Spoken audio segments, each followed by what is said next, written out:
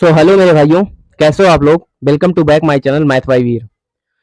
तो NTPC CBT 1 का अभी रिजल्ट आया है और साथ ही में उन्होंने आरआरबी ने नोटिस भी डाल दिया कि आपका सीबीटी 2 एग्जाम जो होगा वो आपका 13 अक्टूबर से स्टार्ट हो जाएगा। इसमें कोई भी ऐसी स्थिति नहीं होगी कि आपका एग्जाम पोस्टपोन हो जाए। ठीक है, तो आप अपनी तैयारी में लग जाइए। और इस तैयारी को बूस्ट करने के लिए हम लाए हैं आपको सफलता सीरीज, जिसमें आपके टॉप क्वेश्चंस होंगे जो एग्जाम ओरिएंटेड होंगे। तो बिना देरी किए हम इस सीरीज को स्टार्ट कर रहे हैं, सफलता सीरीज को। आप हर क्वेश्चन को अपने आप लगाइए वीडियो पॉज करके, उसके बाद आप इसका सोल्यूशन देखिए। तो नेक्स्ट क्वेश्चन हम स्टार्ट करते हैं।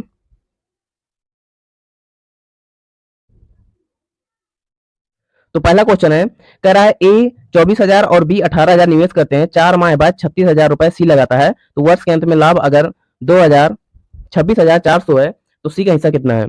ठीक है, देखो सबसे पहले इसको निकालने के लिए आप क्या करें। सबसे पहले इसको निकालने के लिए आप इन सभी को रेशियो ले लीजिए। जो सभी राशि है उनका रेशियो लेना सबसे इजी रहेगा। जैसे मैंने कहा ये सब 6 से करते हैं, तो 6 चौको 24, 6 3 18 और 6 6 36। मैंने कहा ए ने 4 राशि लगाई, बी ने 3 राशि लगाई और सी ने 6 राशि लगाई। कितने महीने बाद? 4 महीने बाद। अगर 1 साल के अंत में 4 महीने बाद सी आया है तो इसका पैसा लगा कितने दिन रहा? 8 महीने। इनका 12 महीने और इनका भी 12 महीने। सबको काट लो एक बार और देखो, यहाँ पे 4 से कट रहा है, 4 से कटा, यहाँ पे 4 3 12 और यहाँ 4 से कटा, 4 दूनी 8। अब कुछ कट रहा है, अब 3 से भी कट रहा है, यहाँ 3 कट गया, 3 दूनी 6 और 3 चौको 12। रेशियो कितना आया? 4 3 और 2 दूनी 4। ठीक है, मतलब 4 3 और 4 का रेशियो आ गया। अब यहाँ पे टोटल इनका लाभ कितना निकल रहा है? जो भी निवेश है उसके प्रोपोर्शनल ही लाभ होता है। तो यहाँ पे ए का 4 है, बी का 3 है, इसका भी 4 है, तो 4 4 8 3 11। और 11 की वैल्यू कितनी दी है? 26,400। 11 दूनी 22, 11 चौक 44, मतलब 2,400। किसका पैसा निकालना है? सी का। सी का हिस्सा निकालना है, सी से मल्टीप्लाई कर दो। तो 24 चौक कितना हो जाएगा आपका? 24। तो 24 चौक कितना हो जाएगा? 24 चौक हो जाएगा आपका 9600। कितना हो जाएगा? 9600। 9600 नहीं क्या है इस पे? इसमें कुछ 6 कर लो, इसको 6 कर लो। ठीक है, डी नंबर आंसर। ठीक है, नेक्स्ट क्वेश्चन करते हैं। आपको ये आई होप समझ में आया होगा कैसे किया। मैंने सभी पैसों का आपका रेशियो ले लिया और यहाँ पे 4 महीने बाद सी आया, इसका मतलब पैसा कितना लगा रहा है इसका? 8 महीने का। और इन सभी का 12 12 महीने लगा रहा है। मैंने सभी का रेशियो ले लिया और आंसर आ गया। नेक्स्ट क्वेश्चन करते हैं। नेक्स्ट क्वेश्चन है, कह रहा है 9 क्रमागत विषम संख्याओं का औसत 53 है। ठीक है, अगर मैंने कहा 9 क्रमागत विषम संख्याओं का औसत 53 है तो बीच वाली संख्या 53 होगी क्योंकि क्रमागत है। ठीक है, तो यहाँ पे 53 बीच वाली संख्या होगी क्योंकि औसत है ये। क्रमागत है तो यहाँ पे 4 संख्याएं होंगी जो विषम होंगी और इस तरफ भी 4 संख्याएं होंगी जो विषम होंगी। बीच वाली संख्या 9वीं होगी जिसका औसत कितना दिया है? 53, और संख्या भी कितनी होगी बीच की? 53। तो हमें सबसे बड़ी संख्या निकालनी है। तो बड़ी संख्या यहाँ पे देखते हैं। विषम संख्याएं हमेशा दो दो के गैप में होती हैं, तो यहाँ पे अगर 4 संख्याएं बाद हैं, इसका दो दो का गैप होगा, इसका मतलब 8 जोड़ दें हम इसमें। ठीक है, तो सबसे बड़ी पूछ रहा है तो 8 जोड़ देंगे तो कितना आ जाएगा? 61। ठीक है, सबसे सिंपल तरीका यही है, 61 आपका आंसर। अगर सबसे छोटी पूछता तो 8 घटा देते तो सबसे छोटी आ जाती, क्योंकि दो दो के गैप में है, 4 संख्याएं इस तरफ होंगी तो 8। ठीक है, सबसे इजी क्वेश्चन है। नेक्स्ट क्वेश्चन करते हैं। नेक्स्ट क्वेश्चन कह रहा है दो वृत्त के केंद्र की त्रिज्याएं 4 और 5 सेंटीमीटर है तथा केंद्रों के बीच की दूरी 15 सेंटीमीटर है, तो अनुप्रस्थ स्पर्श रेखा ज्ञात कीजिए। हमें ट्रांसवर्स टेंजेंट निकालना है। तो फार्मूला यहाँ पे होता है, एक सेकेंड। तो यहाँ पे फार्मूला होता है ट्रांसवर्स टेंजेंट की लेंथ निकालने के लिए आपका under root D square minus R1 plus R2 का होल स्क्वायर। ठीक है, ये ट्रांसवर्स निकालने के लिए होता है। तो यहाँ पे हम वैल्यू रख देंगे एल। डी कितना है इन दोनों के बीच की दूरी? 15। तो 15 का स्क्वायर कितना हो जाएगा? 2 2 5 माइनस R1 कितना है? R1 यहाँ पे है 5, नहीं 4, और R2 कितना है? 5। तो यहाँ पे इनको जोड़ेंगे तो कितना आ जाएगा? 9, और 9 का स्क्वायर 81। मतलब अगर 81 में 225 में घटा देंगे तो कितना आ जाएगा? 144। और ये किस में होगा? रूट में। ठीक है, तो आंसर कितना आ गया? 12। आंसर आ गया 12। मतलब जो ट्रांसवर्स की जो लेंथ होगी वो कितनी होगी? 12। ठीक है,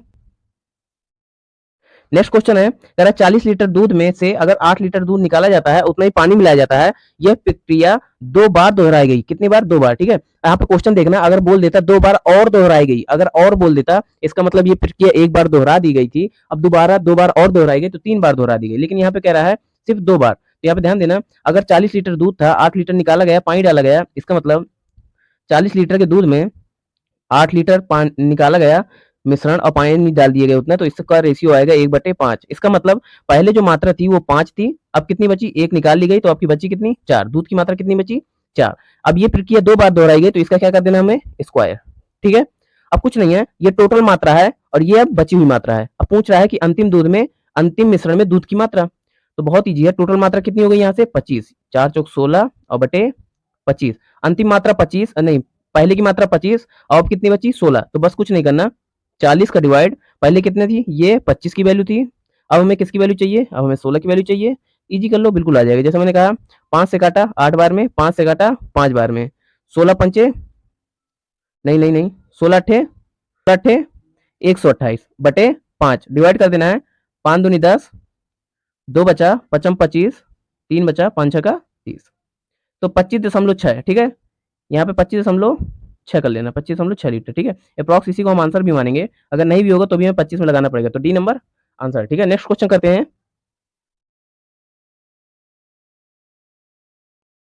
नेक्स्ट क्वेश्चन है 8% वार्षिक दर पर 2 वर्षों में चक्रवृद्धि और साधारण ब्याज का अंतर 128 है। मैंने तुमको एक फार्मूला बताया था, अगर वो फार्मूला आपको याद है तो बहुत इजी से हो जाएगा, बाकी आप रेशियो से भी करना चाहे तो रेशियो से भी बहुत इजी हो जाएगा, कोई दिक्कत नहीं है। जैसे मैंने कहा 8% है 2 वर्षों का, तो 2 वर्षों को मैंने बताया था CI minus SI is equal to PR square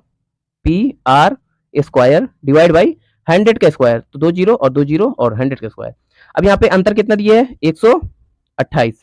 ठीक, और यहाँ पे R कितना है, 8%, तो R का स्क्वायर यहाँ पे कितना हो जाएगा, 8 मल्टीप्लाई 8। अब सीधा काटो इसको, 8 से काटा, 8 एक कम 8, 8 छंग 48, फिर 8 से काटा, कितना बचा, 8 दूनी 16, कुछ नहीं बचा। अब पी भर निकालना है, ये 4 जीरो को इधर ले जाओ, तो 4 जीरो किसमें आ जाएंगे, इसमें, ये रहा 2 और 4 जीरो, ए नंबर आंसर। अगर फार्मूला याद है, जरूरी नहीं है कि हर जगह ट्रिक ही काम आए, अगर आपको फार्मूला याद है, थोड़ी सी वैल्यू पुटिंग करेंगे तुरंत आंसर आ जाएगा, बहुत ही बेस्ट मैथड है। तो अगला क्वेश्चन करते हैं। अगला क्वेश्चन है, कह रहा है 2 वृत्तों O1 और O2 के केंद्र से दूरी 13 सेंटीमीटर है, जिनकी त्रिज्याएं 4 और 9 है। देखो 4 और 9 को अगर जोड़ोगे तो कितना आएगा, 13। इनके बीच की दूरी भी कितनी है, 13। इसका मतलब हम यहाँ से पता चल गया कि जो वृत्त हैं वो आपस में क्या है, बाहर से स्पर्श करते हैं। यहाँ से टच कर लो, यहाँ पे बाहर से स्पर्श करते हैं, मतलब यहाँ से जो दूरी है वो 1 की 9 है, और यहाँ से जो एक केंद्र की दूरी है वो 4 है, और टोटल दूरी भी कितनी है, 13। हमें क्या निकालना है, हमें निकालना है ये वाली लेंथ निकालना है, ऊपर वाली, ये जो टेंजेंट टच कर रही है, तो हमें ये लेंथ निकालना है। ठीक, तो इसका भी फार्मूला होता है, जैसे मैंने वो बताया था कि L is equal to under root, same होता है, वो थोड़ा सा डिफरेंस होता है। जैसे मैंने कहा अंडर LD² माइनस यहाँ भी होता है, अगर आपको ट्रांसफर्स निकालनी है तो प्लस कर देना पड़ता है, और ट्रांसफर्स नहीं निकालनी तो R1 माइनस R2 कर देना होता है, और स्क्वायर, बस इतना फर्क होता है, बाकी क्वेश्चन बाकी फार्मूला वही है। तो यहाँ पे L निकालना है, D कितना है, D है आपका 13, तो 13 का स्क्वायर कितना हो जाएगा, 169 माइनस R1 माइनस R2 करेंगे तो 9 में 4 जाएगा, कितना आएगा, 5। अब 5 का स्क्वायर 55 25, 25 इसमें चला जाएगा तो कितना बचेगा, अंडर रूट का 144, और अंडर रूट के 144 को आपको पता ही कितना आया, इस 12। इसका भी आंसर कितना आ गया, 12, बी नंबर आंसर। ठीक है, दो यहाँ पे अभी मैंने 3 फार्मूले बताए, 3 फार्मूले ज्यादा कठिन नहीं है। अगर एक फार्मूला आप ये वाला आपका L is equal to D² minus R1 minus R2 का होल स्क्वायर, ये है आपकी ये वाली टेंजेंट जब निकालनी हो, और जब आपको ट्रांसफर्स निकालनी हो, जैसे आपका ये ट्राइंगल, ये आपका सर्किल है, ये सर्किल है, और यहाँ से ऐसे टच करके जाए, या तो फिर ऐसे जाए, तो इसकी जो लेंथ होती है वो आपकी ट्रांसफर्स होती है।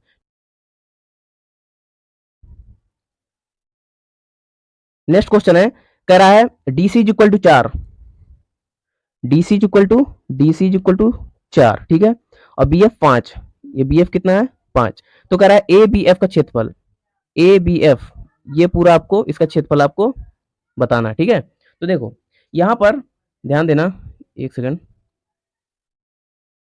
यहाँ पर हमें इसका क्षेत्रफल चाहिए, और ये 4 दिए है, तो ध्यान देना ये आपका यहाँ पे 90 डिग्री बना रहा है, इसका मतलब ये कोई ट्रिपलेट है। जैसे मैंने कहा ये 48 है, ये 50 है, कर्ण में अगर 50 है तो मुझे यहाँ से पता चल रहा है कि 7 24 25 का ट्रिपलेट है। 24 दूनी 48 और 25 दूनी 50, तो 7 का दुगना 14। अगर यहाँ से यहाँ तक की दूरी D और C के बीच की दूरी अगर 4 है तो ये कितनी बची, 10। ठीक है, हमें यहाँ से यहाँ तक पता चल गई कि ये 10 बची। अगर ये 10 आ गई, और ये कितना दिए हमको, ये दिए है 5, कितना, 5, तो हमें ये वाला ट्राइंगल ही तो चाहिए। तो इस वाले ट्राइंगल के लिए क्या होता है, सब ट्राइंगल के लिए होता है 1/2 बेस इंटू हाइट, और हमें दोनों चीजें पता चल गई। हमने इस वाले ट्राइंगल, राइट एंगल ट्राइंगल का यूज करके हमने ये लंबी वाली साइड निकाली, इसमें से ये हमें 4 दिए था, जिसके कारण ये 14 हमें पता चल गई कि यहाँ से यहाँ तक कितनी है, 14 तो 1/2 बेस कितना है यहाँ पे, बेस है 10 अभी हमने निकाला, और हाइट कितनी है, हाइट है 5, तो 2 से काटा 5 और 5 25, कितना आ गया 25 सेंटीमीटर स्क्वायर आंसर। ठीक है, नेक्स्ट क्वेश्चन करते हैं।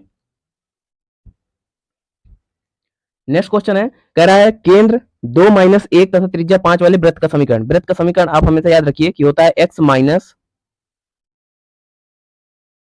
नहीं एक सेकेंड, x माइनस, हाँ h का whole square plus y minus g का whole square is equal to r का स्क्वायर। ठीक है, ये फार्मूला याद रखिए। यहाँ पर ये क्या है g, ये क्या है h, बस रखना है यहाँ पे। अगर तो यहाँ पे आ जाएगा x माइनस 2 का होल स्क्वायर प्लस y, और माइनस का यहाँ पे 1 है तो यहाँ पे हो जाएगा प्लस का 1 होल स्क्वायर, और रेडियस है 5 तो कितना हो जाएगा 5 25। ये सिर्फ फार्मूले बेस पर एक क्वेश्चन था, तो ये आपका कहाँ पर है, B number, B number answer. ठीक है, कोई अगर ये फार्मूला आप अभी याद रख लेते हैं तो आपको बहुत ज़्यादा हेल्प मिलेगी आगे वाले क्वेश्चन पे, जब मैं अगले कराऊंगा तो उससे बहुत आपको हेल्प पड़ेगी। तो सारे फार्मूले आप लिखते जाइए, याद करते जाइए। नेक्स्ट क्वेश्चन करते हैं।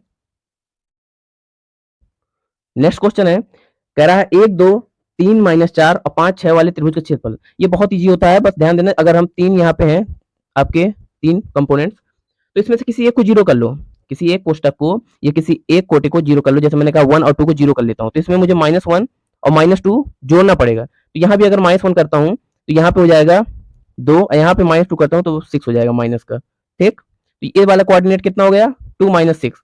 यहाँ पे भी मैंने -1 और -2 जोड़ा है, तो यहाँ पे भी जोड़ेंगे तो यहाँ पे हो जाएगा 4, और यहाँ पे हो जाएगा, ये भी हो जाएगा 4। ठीक, अब बस ये दोनों मिले हमें, ये तो जीरो ही हो गया। तो जब ये दोनों मिले तो इसमें कुछ नहीं करना, इसमें मीन टू मीन मल्टीप्लाई और स्ट्रीम टू स्ट्रीम मल्टीप्लाई और माइनस कर देना। जैसे मैंने कहा 6 4 जा क्या होगा 24, तो माइनस का 24।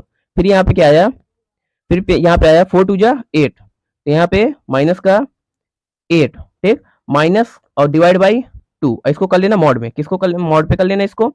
अब यहाँ पे ये हो जाएगा माइनस का 32 बटे 2, ये मॉड पे होगा। ठीक है, इज इक्वल टू लगा इधर पे। अब इसको जब काटोगे तो आएगा माइनस का 16, लेकिन मॉड से बाहर आएगा तो आंसर कितना आ जाएगा 16 सेंटीमीटर स्क्वायर आंसर। यहाँ पे नहीं है, यहाँ पे इसको 16 कर लेना। आज के ऑप्शन में थोड़ा गड़बड़ी हो गई है, आगे पीछे ऑप्शन हो गए हैं, तो अब 16 सेंटीमीटर आंसर।